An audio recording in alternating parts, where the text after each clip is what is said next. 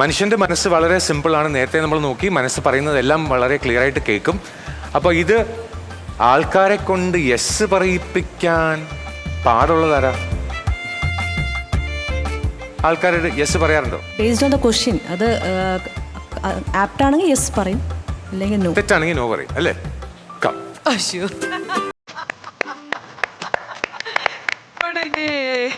അപ്പോൾ ശരി ഉത്തരവാണെങ്കിൽ നമ്മൾ യെസ് പറയും, അല്ലെങ്കിൽ നോ പറയുന്നതാണ് വളരെ നോർമലാണ്. കറക്റ്റ്. പക്ഷേ ഈ ഹ്യൂമൻ മൈൻഡിന് അങ്ങനെ ഒരു ചെറിയ പ്രോബ്ലം ഉണ്ട്.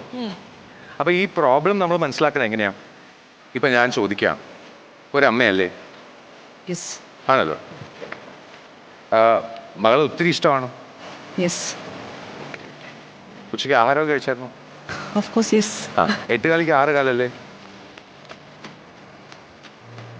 8 കാലിക്ക് 6 കാലല്ലേന്ന്? No.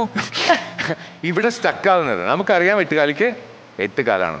This is the art of persuasion എന്ന് പറയുന്നത്. കുറേ നേരം ഇനിയിപ്പോൾ 6 കാലമാണോ എന്ന് മനസ്സ് പറയുന്നത്.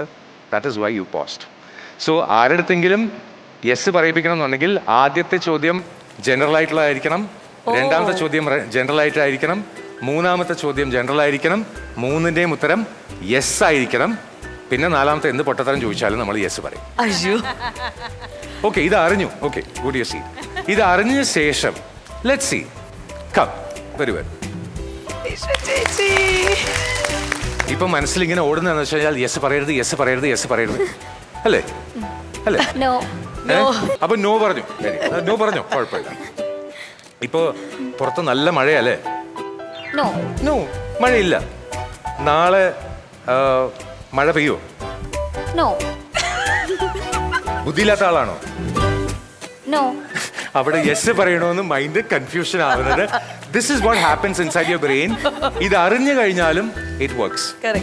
അപ്പൊ അവിടെ ആ റിലക്റ്റൻസ് വന്നതിന്റെ reason because mind is searching. ഇതിന് യെസ് പറയണോ നോ പറയണോ? ദ സെയിം ആൻസർ 3 പ്രാവശ്യം റിപ്പീറ്റ് ചെയ്ത് കഴിഞ്ഞാൽ നാലാമത്തെ ആൻസർ നമ്മുടെ മനസ്സ് തന്നെത്താനെ എന്താവും? അതേ ആൻസർ പറഞ്ഞു. Right, please have a seat.